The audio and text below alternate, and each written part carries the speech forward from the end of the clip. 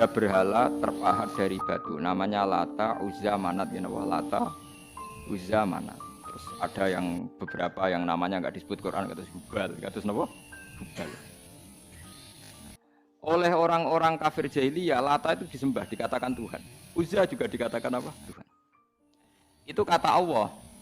In hiya illa asmaun samaitumuha antum wa abaukum, itu hanya nama yang kamu ciptakan.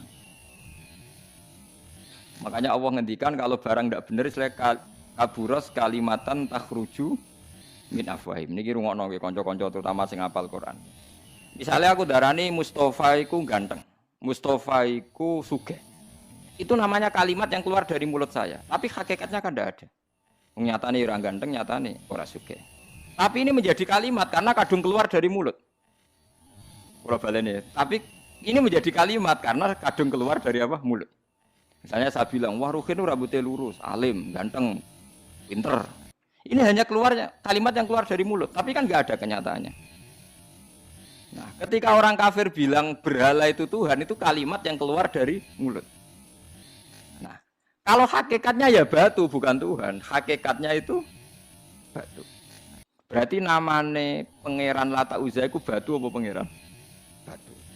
Nah, makanya kalau Allah mengkritik orang kafir, misalnya Allah dikatakan punya anak, Yesus itu Tuhan.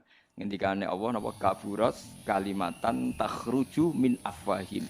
Sungguh kalimat itu satu kalimat yang salah, tapi yang kadung keluar dari mulut mereka. Jadi nomor dua, ada kalimat yang memang benar.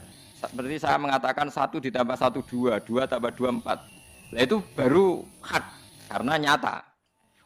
Dikatakan apa enggak dikatakan ya tetap 2 ditambah 2 4. Sama dengan la ilaha illallah. Jadi la ilaha illallah itu sudah wujud sebelum sedunia ngakui la ilaha illallah itu sudah ada apa belum? Kalau bedai. Sebelum ada orang Islam di seluruh dunia, Allah satu itu sudah wujud belum? Sudah. Kenyataan ini sudah ada belum? Sudah. Lah berhubung sudah kadung ada, kita hanya menyaksikan asyhadu, saya bersaksi, a'lamu, saya tahu. Karena sudah ada, makanya disebut fa'lam annahu la ilaha illallah. Wong sudah ada, kita tinggal tahu, tinggal bersaksi. Nah, kalau yang tidak ada itu mbok dikatakan pun tetap tidak ada, itu hanya jadi kalimat yang keluar dari mulut, wong barangnya tidak.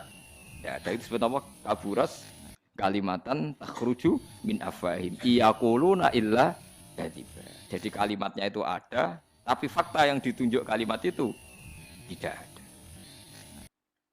Paham ya lah. Mulanya ciri utama agama itu qul ja'al haqqu wa zahaqal batil. Barang hak itu pasti ada, yaitu Allah.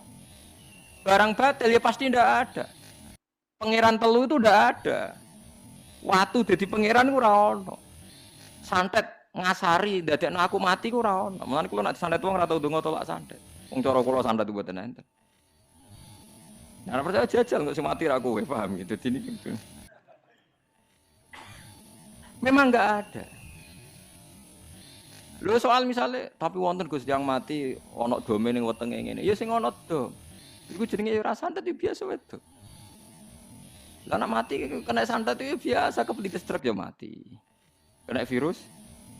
Cara kula dipanteni santet itu malah lambat, kadang 3 dina lagi mati. Cas pleng truk. Cas pleng meneh pesawat. Jadi ini yang paling angel nih bab tauhid. Sebenarnya tauhid itu gampang, buatan jelimet. Makanya Allah melatih kita yuridu wa bikumul yusra. Andekan manusia seluruh dunia dipoling untuk melihat Lata dan Uzza, itu apa? Enggak usah ada orang Islam, enggak ada orang kafir, enggak usah intervensi. Pasti mereka jawab itu batu. Andekan Isa Yesus itu dipampang di dunia, orang poling, orang Islam kafir, enggak ada intervensi. Pasti akan bilang itu manusia. Paham ya? Tapi lewat rekayasa dicitrakan itu Tuhan. Lata Uzza dicitrakan itu Tuhan. Nah, itu disebut wa makaru wa makarawa. Jadi dimakru. Dia didesain sedemikian rupa. Misalnya di Yunani itu orang kalau bilang Tuhan itu akal, makanya bilang logos. Log itu logos. Tuhan itu arot. Niki rungokno aja sampai salah, nah salah kafir teman. Tuhan itu arot, Tuhan itu sifat. Jadi Tuhan itu tidak ada zatnya. Kemudian logos ini nempel di Yesus, kata orang Kristen. Sehingga logos. Logika akal. Makanya kalau orang filsafat darani Tuhan itu akal 1, akal 2, akal 3, akal. Makanya disebut logi, ideologi log. Nah, Pertanyaannya kemudian saat Allah itu arad, Allah itu lock, kemudian belum ada tempatnya Allah bergentayangan di mana? Sebelum Yesus ada terus lalu Allah bersemayam di mana? Terus ada orang Majusi bersemayam di api, nanti yang orang kafir jahiliyah bersemayam di arca-arca itu, yang orang kuno Majusi di mana di gunung apa, mungkin orang Sugian di gunung Kawi macam-macam itu terus. Wah itu kan terus jadi repot. Repotnya adalah kalau sifat itu harus nempel di dat dan datnya mana nggak jelas. Itu satu. Nomor dua, sifat itu sama mausuf itu mesti dulu mausufnya. Nah, makanya kata ahli ilmu kalam, jangan pernah kamu mengatakan Tuhan itu sifat. Kalau Tuhan sifat nanti butuh nempel nopo. Dat. Makanya terus kita diajari walillahil asmaul husna. Allah itu zat. Kemudian pada zat ini ada asmaul husna.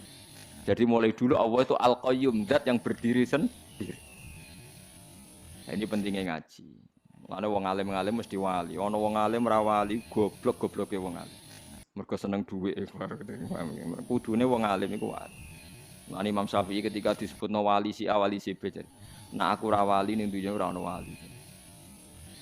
Jadi idza lam takunil ulama auliya alillah fama ala wajil ardi min waliyin. Nah, ulama wis gak wali ning donya wis ora ono napa wali. Karena hanya ulama yang bisa menjelaskan kenapa harus ada tauhid. Nah, ulama ngerti logikane. Fa'lam annahu la ilaha illallah. Kamu tahu. Bisa diketahui itu karena barangnya sudah hak, sudah wujud. Kalau barangnya belum wujud kan tidak bisa diketahui. Misalnya begini. Berhala Lata Uzza itu yang bisa diketahui satu, bahwa itu batu. Karena batu itu wujud, ya, batunya itu wujud. Tapi sifat ketuhanannya Lata Uzza tidak wujud. Makanya nggak bisa diketahui. Oh nggak wujud. Agar barang ra wujud kan nggak bisa nopo diketahui. Yang bisa diketahui hanya barang wujud. Makanya fa'lam annahu la ilaha illallah. Harus tahu. Tapi andai kan kita tidak tahu pun ya tetap Tuhannya Allah. Tahu atau tidak tahu. Nah, ini di sini Quran sering bilang kul aminu bihi aula tu'minu. Cek kowe iman, cek ora iman ini enggak ada pengaruhnya bagi wujudnya Allah ning zaman azza. Di kula baleni malih itu memang jadi dulu itu orang-orang terjebak ketika Tuhan ning Yunani dianggap logos log. Kemudian di Timur Tengah Tuhan itu dianggap satu arot sing nemplek, sifat sing nemplek ning berhala-berhala. Kok ning gone daerah Majusi ning wasani sing nemplek ning napa geni macam-macam. Mon niku walhasil akhire semuanya itu kalah dengan tauhid sing digawa Kanjeng Nabi Muhammad sallallahu alaihi wasallam. Bahkan sekarang yang Nasrani pun itu tidak pede dengan teori trinitasnya. Orang kan sekarang tahu semua kan perdebatannya Ahmad Didat sama Stanley Fischer itu macam-macam itu kan sampai ada seorang mahasiswi dari Swiss ketika yakin sifat Tuhan yang dijelaskan Ahmad Didat bilang sepertinya Tuhan Anda lebih menarik. Karena dibilang Tuhan Islam itu tidak punya anak, tidak diperanakkan, tidak ada padanannya. Kalau Tuhan Anda ini padanannya banyak gini-gini terus. Itu ada orang tertarik, sepertinya Tuhan Anda lebih menarik. Karena sifatnya lebih apa? Ya lebih menarik. Terus tadi maknanya walat itu kalau menurut ilmu kalam itu dua. Walat itu anak fisik, anak gen. Atau walat maknanya tawalud, konsekuensi dari satu hal. Tapi tidak karena diciptakan. Itu tadi misalnya HP dan pulpen ini benturan itu menimbulkan suara. Suara ini diciptakan HP apa suara itu tidak ada yang menciptakan? Yuna ilmu kalam dibagas. Nah kamu bilang diciptakan HP, HP-nya sendiri tidak merasa menciptakan. Batu sama batu benturan terus ada suara. Kamu bilang diciptakan siapa? Diciptakan batu. Batunya takoi. Kamu yang menciptakan suara itu. Enggak, saya tidak punya akal loh. Paham? Nah, lalu yang menciptakan suara itu siapa? Suara itu udah ada. Yang ada itu kamu dengar suara. Soalnya kupingem darani ngono iku suara. Tapi nak cara akal darani sing ngono apa ya watu. Watune apa benturan. Iki cara ilmu kalam. Lah suarane piye kupingku suara. Ya sudah begitu aja dah. Jangan sampai kamu menganggap kejadian alam ini kebetulan.